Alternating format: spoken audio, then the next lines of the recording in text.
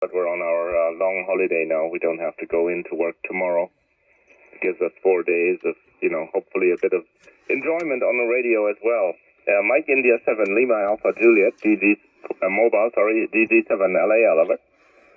Okay, Rainer, DG7LAL, apologies, DG7LAL. I can't read my own writing. From Mike India 7 Lima Alpha Juliet in the mobile. Yes, Rainer, I haven't my full log. I haven't my laptop online, but I think we have worked before. Maybe you could confirm that if you have a log, but I think we could have possibly maybe spoke on 40 meters. And it would have had to been since June. It would have had to been since June last year, because I just was newly licensed 27th of June, my friend. But anyway, no, I do recognise the voice and the name. But yeah, well, as I say there, we're just north of Belfast, little town called Antrim, as an Alpha November Tango Romeo India Mike. Little town called Antrim, just beside more or less we're beside Belfast International Airport. And working conditions, Rainer, when we're keyed, running a little ICOM 7300. A little bit of EQ going on in the background. 10 watts only. And mobile antenna, very basic again, just a Pro-Am, just a monoband whip there on the roof of my car on a Tri-Mag mag base Rainer. Okay, I hope all's copied, sir. Delta Golf 7 Lima Alpha Lima. Mike India 7 Lima Alpha Juliet mobile, over. Yeah, roger. All copied, of course, no problem, James. Yeah, very nice indeed. I had no idea that you were just running 10 watts. That is a very good report. You're pretty stable at S8. Occasional drops, but signal's never really below S5. So, of course, I copied everything you said. I can see the picture on the QRZ on the dashboard of your car with the EQ right beside the 7300. What sort of EQ is that? Is that made explicitly for amateur radio use, James? Over? Yeah, it's from the Ukraine there. From the Ukraine, UR6QW. United Romeo 6 Quebec whiskey there. I heard a few of the boys using them, and boys with their toys. I got one, and to be quite honest, Rainer, I'm quite honest there. I'm happy I bought it there. I do not like echo. I'm not one for echo and sustain on audio, but I try just to get a very, very little amount, as I find it actually does enhance my audio there to stations far away in my own country there. So I find it has its benefits. And I work all the time there, 99-100% of the time I am in my mobile. Have to work from the mobile because of man-made noise. And internet, solar panels. I could could read a list there, Rainer, but it's totally impossible. My S meter plus 20, plus 30 on all modes at home. So saying that, I don't mind. I'm only 3-5 minutes from home there. So we haven't far to go. But anyway, I just go back round here and just hope we're holding up. By the way, Rainer, last time round there, plus 30, you're 9 plus 30 there, all the way. I'm just interested there on your antenna and power there. Maybe I missed it there. I have phones, computer, things going here everywhere in the background, Rainer. Okay, DG7LAL, Mike India 7 Lima Alpha Juliet, over. Yeah, roger. Fine business. And on everything, I almost assumed that you might have had some problems at home with QRM, making it impossible to set up a base station. I mean, what's the point if you have 20 dB over S9 noise? No matter how good the antenna, it's only going to increase the noise level, and you're not going to ever hear anybody unless it's a very good day, or maybe your local ham friend around the in the next village. So yeah, fine on that. I'm just curious. I'll let you know what I'm running in a minute. Just curious, James. When you operate Do you ever run out of the juice? The battery, you must have the engine running from time to time because you might be depleting the battery, Roger? Okay, Rainer. Yep. Just a quick one on that. I actually have a laser battery. A laser battery. I have one what I think it's 180 amp and another 140 or 150. I have a heavy duty laser batteries there, Rainer, that I actually use, and I think they're one of the best things I ever bought for radio there. They not a dear. They're not dear at all. And as I say, there's times I actually forget there to charge these. They're amazing there. Amazing there for anyone there, portable and that there. I really could not believe how well they performed there. But that's the story. I'm driving a hybrid. My vehicle actually is a hybrid, so we had to run the leisure battery there. Directly, the leisure battery from the boot directly to the radio. And just back to QRM, on that subject, I still get it, Rainer.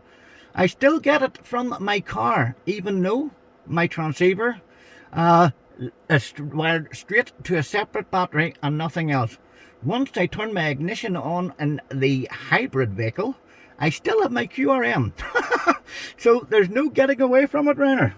DG7LAL MI7 Lima Alpha Juliet. Over. Yeah, that's the way the world is going these days. No matter where you turn, everything is electronically assisted, and you have no more good old days where it's just incandescent light bulbs that would never ever give you any trouble. Nowadays it's LED lighting strips, and a little while ago it was plasma TVs that were causing all kinds of havoc here because of the emissions from the panel, or the electronic, whatever it was. But those have fallen out of fashion a little bit, and so that front is peaceful. But anyways, there's so much other stuff that's going on. In fact, just a little while ago, my neighbor, and it's also a relative, he bought a cheap fridge that he wanted to use for camping, made in China, obviously, and they had no filtering on the switching power supply. So I had about 40 dB, 60 dB, way in the red noise on almost every band. Really no way to get away from it except for him to trash the refrigerator. So he made sure I actually, he agreed that one was not to be used anymore, and so it's gone. So, yeah. Okay, so what I'm running here is a 9-element 5-band Yagi. I'm on a copy of an OptiBeam made by Lima Zulu antennas in Bulgaria. It is a 2-element beam on 20, so it's not really a massively huge antenna. And it's on a crank-up tower about 20 meters above ground. And running an amp, so the output power now is about 700 watts, a homebrew. It's not solid-state valve-type amplifier built by a friend of mine, radio friend who lives in the neighborhood, who's been into building amps for, I think, 30 or 40 years. So he knows the odd thing or two about these valves. So it's good to have some friends like that, James. Really does help. I couldn't build something like that myself, and I would have to resort to buying stuff that's commercially available. And the rig is a software radio here. This is an Anon 7000 software-defined transceiver. I'm running a Windows 10 machine to control the radio, and I'm pushing the mouse around. I don't even have a PTT switch anymore. I have to click on the button here in the software to put it into transmit and back into receive. So, yeah, very nice. I'm very pleased that we have such a nice opening on the short path, on the short skip, so that we have a chance to exchange some information, some really good, valuable information, as I have been contemplating to put something in my vehicle as well, or let's say to go portable. It does not really make sense to drive and use the radio in this country. That's actually against the law. So we have to park the vehicle. That would be quite an interesting thing to pursue, because we have some pretty nice areas here. I'm not far away from the North Sea coast, and there's ample parking, so it would be easy to set up right by the beach, and that should give me some added advantage. I'm assuming you're probably not far away from the water also, but I don't really know. Okay, so sorry for the long over. MI7LAJ, mobile, Delta Golf 7, Lima Alpha Lima, over.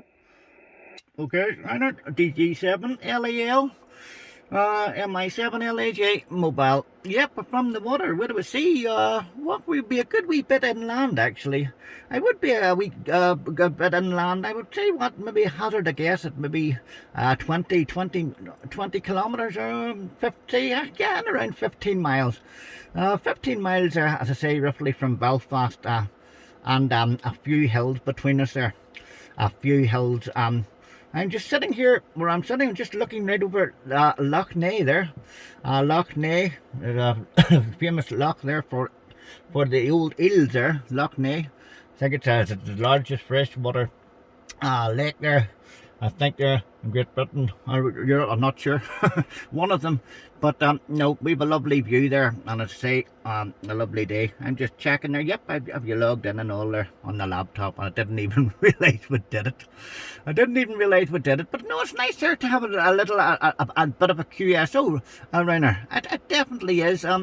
I respect everyone, whatever way they want to do it, and I know there's a lot just wants to come in and 5 and 9 bye-bye, but it is nice. It's nice there, I think, just to take time now and again and just have a little QSO and relax.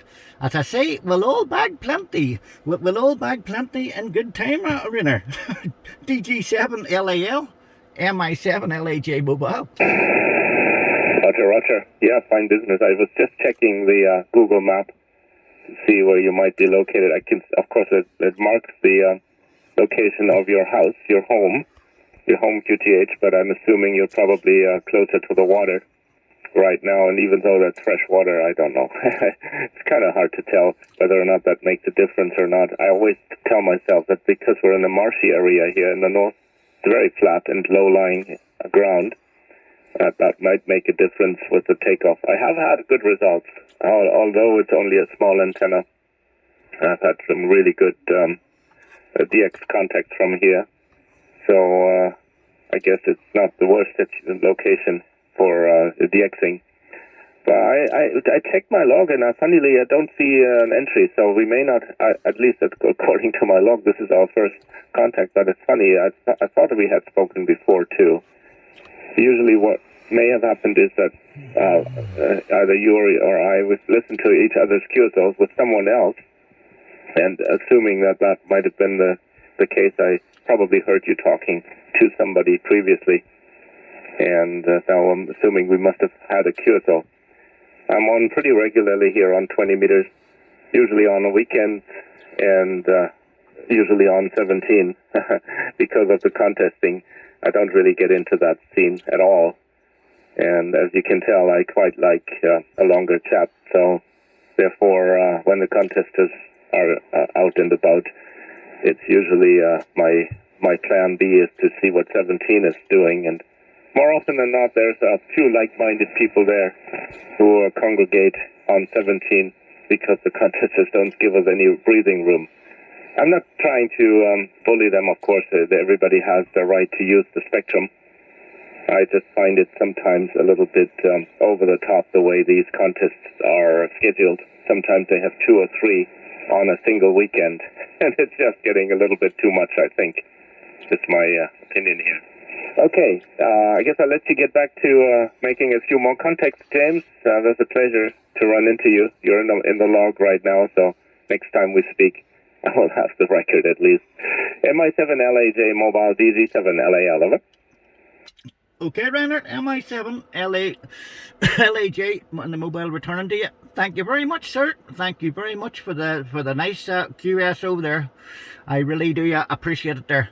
It's nice to have one there. So anyway, I'll wish you well for the rest of the day. I wish you good luck with the DX hunting. Good luck with life, and what's most important to all of us, Rainer, good health to you, my friend. You and the family. Okay, DG7LAL, This is MI7, Lima Alpha Juliet, County Antrim, wishing you all good things. Bye-bye now. Yeah, Roger. I just had my second Pfizer jab yesterday. No, the day before yesterday, actually. And I was sick yesterday a little bit. I was a little under the weather, obviously because of the vaccine. So now it's good again. I'm feeling good, and it's things are looking up here, at least as far as generally the picture.